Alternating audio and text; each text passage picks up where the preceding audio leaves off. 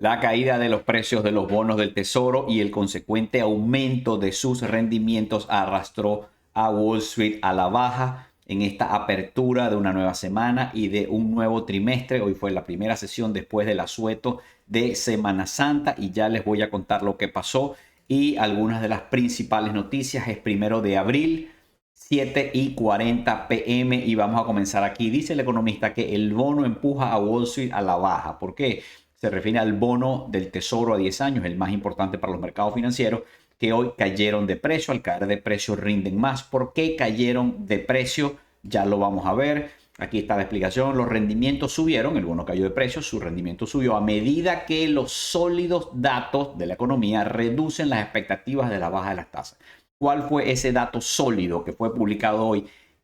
Hoy, lunes 10 a.m., fue publicado el ISM, que es un índice de manufactura, y ese índice que en febrero había medido 47.8% y que Wall Street, los economistas, esperaban que la lectura de hoy, la de marzo, fuera 48.1%, sin embargo vino en 50.3%. Este es un índice que cuando marca menos de 50 significa que la actividad económica, en este caso la actividad manufacturera, se está contrayendo. Y cuando marca más de 50, significa que se está expandiendo. Y a pesar de que los economistas pensaban que iba a seguir por debajo de 50 y que la economía no se estaba expandiendo, pues sorpresivamente vino por encima de 50, lo cual quiere decir que la actividad manufacturera se está expandiendo y sorprendió a los mercados. Dice aquí que el Instituto de Gerencia de Abastecimiento, el Institute of Supply Management en inglés, ISM por sus siglas, dijo que el PMI manufacturero fue de 50.3 el mes pasado. Y fíjense esto, es la lectura más alta y la primera por encima de 50 desde septiembre del 2022. Teníamos más de un año que no veíamos un número como este. Así es que el mensaje, señores, la economía está aguantando las tasas de interés de 5% y la actividad manufacturera incluso se está expandiendo. Dice en el último párrafo, los rendimientos de los bonos del Tesoro de referencia a 10 años y el de 2 años también saltaron a máximos de 2 semanas tras los datos de manufactura. Y fíjense, los datos del lunes mostraron que la manufactura creció en marzo por primera vez en año y medio, a medida que la producción se recuperó bruscamente. Después dice, sin embargo, el empleo en la fábrica siguió siendo moderado y los precios, ojo con esto, y los precios de los insumos subieron. Eso no es una buena noticia, una subida modesta, pero va en contra de la lucha de la Reserva Federal por bajar, reducir la inflación. Y finalmente dice que el PIB manufacturero, según el ISM, como ya vimos, aumentó a 50.3% desde 47.8% en febrero y es la cifra más alta desde septiembre 22. Esto fue lo que provocó que cayeran los bonos. ¿Por qué? Porque recordemos que una de las razones por las que un inversionista compra bonos es porque, vamos a decir, si el futuro es gris, si la economía no va a crecer, si viene una recesión, eso quiere decir que las empresas probablemente van a vender menos, van a ganar menos, la recesión, el decrecimiento económico va a erosionar las ganancias. Entonces yo voy hacia los bonos, que los bonos al menos me garantizan un ingreso. Los bonos se hacen más atractivos cuando hay una incertidumbre económica, una recesión en el horizonte y viceversa. Si la economía está fuerte, si la economía está creciendo, si las empresas van a ganar más, entonces los bonos se hacen menos atractivos en comparación con las acciones.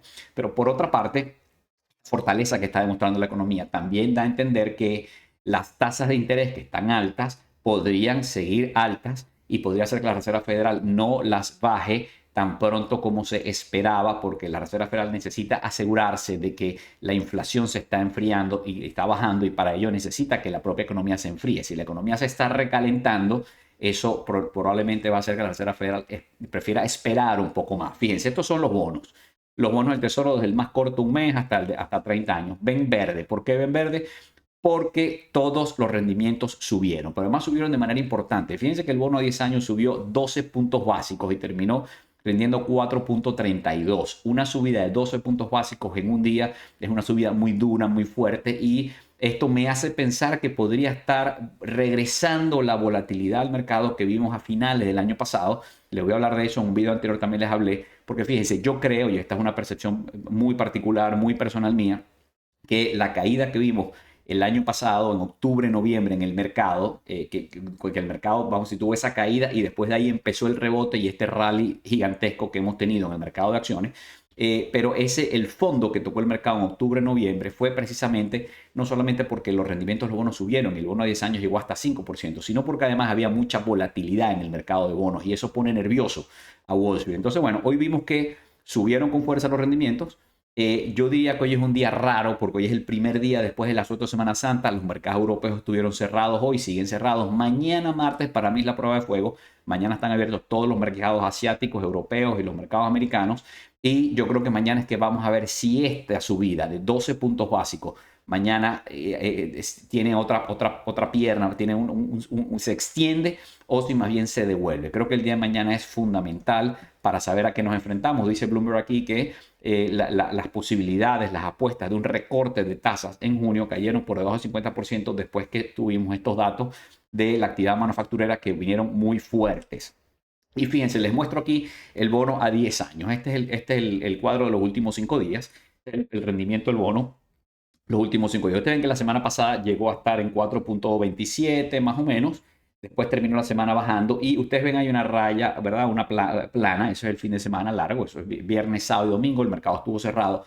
Hoy abrió y ustedes ven que cuando abrió ligeramente a la baja. Hoy nos estábamos preguntando, cuando el mercado abriera, cómo el mercado se iba a comportar en las primeras de cambio, porque recordemos que el viernes los mercados todos estuvieron cerrados por Viernes Santo, pero el viernes hubo data de inflación.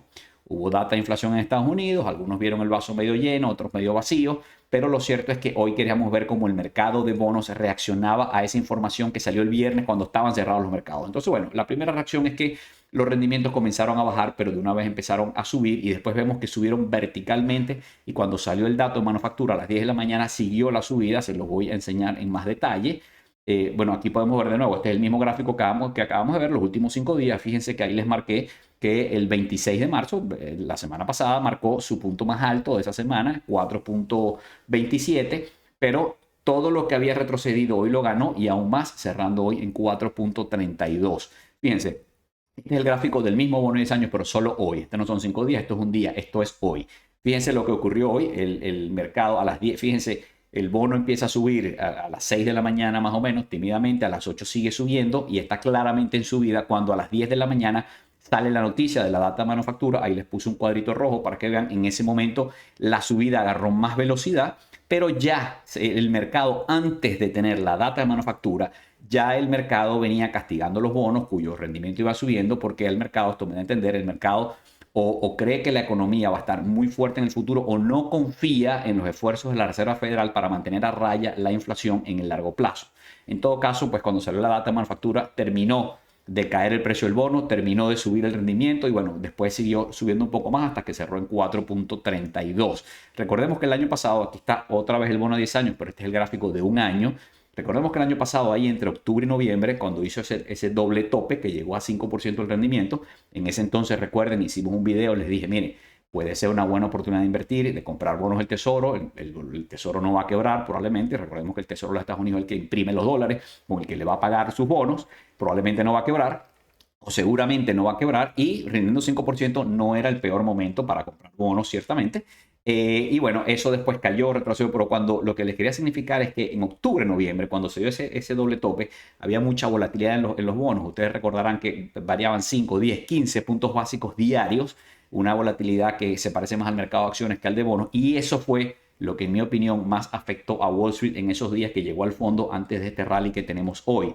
Ese es el mismo gráfico, ahí está, fíjense, cuando hizo ese doble tope estaba en 4.95, 5%, y esa fecha, octubre 25, por ahí fue el punto más bajo del mercado. Después de ahí comenzó el rally que todavía hoy continúa y que le ha agregado 20%, 25, 30, no sé por cuánto va ya desde ese día hasta hoy el rally.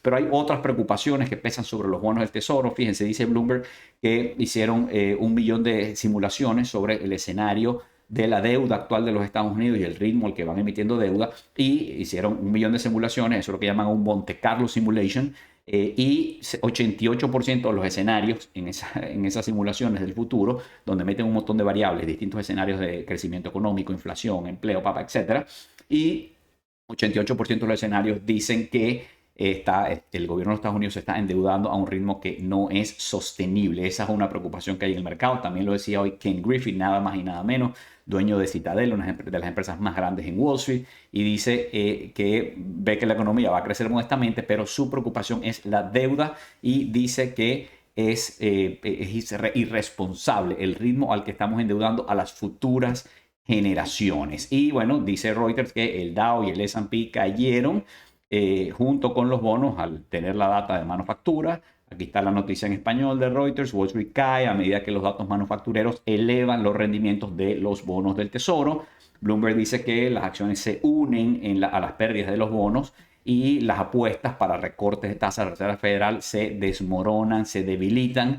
Amigos, vamos a seguir, pero les quiero recordar que este es mi correo electrónico para cualquier duda, pregunta, comentario, consulta, y por favor suscríbanse a mi canal de YouTube y denle like. Y una cosa más, a partir de hoy estoy agregando esta lámina que la agrego por asuntos regulatorios, y es básicamente un recordatorio de lo que siempre les digo. Estos videos son con fines educativos, pero a pesar de que yo soy asesor financiero registrado en los Estados Unidos, nada de lo que digo aquí debe ser tomado como consejo de inversión, y cada uno de ustedes tiene que hacer su propio análisis, su propia investigación, tomar sus propias decisiones y sobre todo consultar con los profesionales que los pueden ayudar en cada una de las materias de inversiones, impuestos, etcétera. Así que bueno, les dejo eso por ahí y seguimos. Este es el cierre de hoy en Wall Street. Fíjense, cierre mixto, el S&P 500 cayendo un 0.2%, pero el Nasdaq se las arregló para terminar en verde, subiendo un 0,11%. Ya vamos a ver eso con más detalle. El Russell 2000 cayendo más de 1%. Recordemos que para las empresas medianas y pequeñas, como las que conforman el Russell 2000, son más sensibles a las tasas de interés. Es decir, las altas tasas de interés afectan mucho más a empresas pequeñas que no están generando flujo de caja todavía, que necesitan pedir prestado capital para operar, mucho más que a, por ejemplo, empresas como Apple, Microsoft, Meta, que no tienen deuda, pero además producen exceso de flujo de caja, tanto que generalmente lo acumulan, lo reparten a los accionistas, recompran sus acciones, etc. La volatilidad hoy subió, fíjense, fue un día donde aumentó la volatilidad en las acciones, también aumentó la volatilidad en el mercado de bonos. Vamos a ver mañana, yo creo que es clave ver cómo se comporta la volatilidad en ambos mercados el día de mañana. Subió un 5%, cerró en 13.65, que sigue siendo un nivel de volatilidad históricamente alto. El dólar se fortaleció frente a una cesta de monedas, pero recordemos que la mayoría de los mercados estaban cerrados. El oro subiendo, fíjense, el oro en 2.270 y está prácticamente en niveles récord, tocó récord de 2.286, está en su nivel más alto histórico. Y bueno, esto puede ser varias cosas, puede ser, oye, no creo en la capacidad de la Reserva Federal de controlar la inflación, entonces me voy a refugiar en oro porque el dinero va a perder valor. Puede responder a muchas cosas. La verdad es que el oro se comporta de diversas razones. No parece que sea en este momento un refugio por riesgos geopolíticos, pero puede haber gente que esté pensando en algunos riesgos geopolíticos, que ciertamente los hay, y se quiera refugiar en el oro. Y el petróleo, bueno, mixto, el de Texas subiendo, el Brent estable, bajando ligeramente, y el Bitcoin bajando, está por debajo de 70.000. Y bueno, el Wall Street Journal habla bueno, esta discusión que hay sobre las magníficas 7, que ahora las llaman las fabulosas 4, porque están dejando algunas por fuera, pero especialmente Tesla y Apple, como ustedes ven allí, son las únicas dos que desde el 1 de enero de este año 2024 al día de hoy tienen rendimiento negativo. Las únicas que están por debajo de donde empezaron el año, Tesla y Apple, mientras que las demás están arriba. Por supuesto, Nvidia disparada, la gran acción, la gran protagonista de la inteligencia artificial, y Meta en un segundo lugar con un excelente desempeño en lo que va de año. Este es el mapa de calor y fíjense que bueno, lo que veíamos ahí de las magníficas 7, ahí está Amazon, Google, Meta y Microsoft, dieron la cara por el mercado hoy. Por eso el Nasdaq terminó en verde, a pesar de que fue un día de caídas en general para el mercado.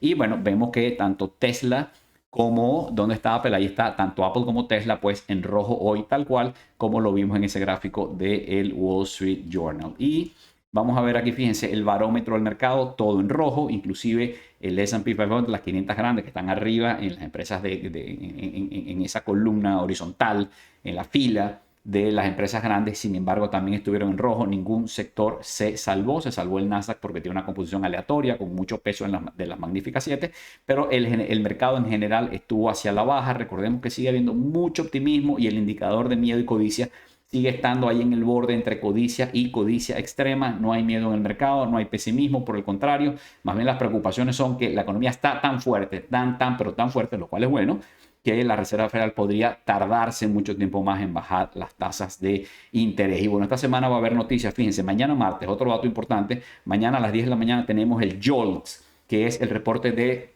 Job Openings, es decir, cuántos empleos están abiertos en la economía, cuántas solicitudes de empleo abiertas están en la economía que por alguna razón los trabajadores no han podido o no han querido ocupar. Ese es un número que llegó en el pico de post pandemia a 11 o 12 millones de puestos de trabajo abiertos que nadie ocupaba. Eso ha ido cayendo, traspasó los 10 millones hacia abajo, ya traspasó 9 millones. La última lectura fue 8.9 millones, se espera para mañana 8.8 millones, pero esa cifra, si sorprende hacia abajo o hacia arriba, puede influir en los mercados. Recordemos que la Reserva Federal quiere enfriar un poco el mercado laboral, porque un mercado laboral demasiado estrecho, demasiado caliente, es inflacionario.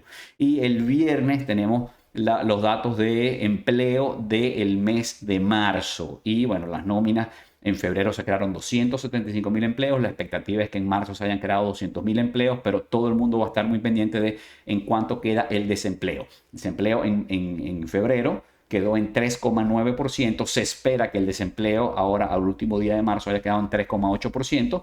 Veremos, el viernes tenemos esa data y por supuesto cómo evolucionó el sueldo de los trabajadores. La inflación del sueldo de los trabajadores quedó en 4.1% al final de febrero. Se espera que no haya variado y esté en 4.1% al final de marzo. Recordemos, 4.1 es más del doble del objetivo de inflación de la Reserva Federal de 2%. Bueno amigos, lo dejo hasta aquí. Espero que esto haya sido de utilidad y nos vemos pronto.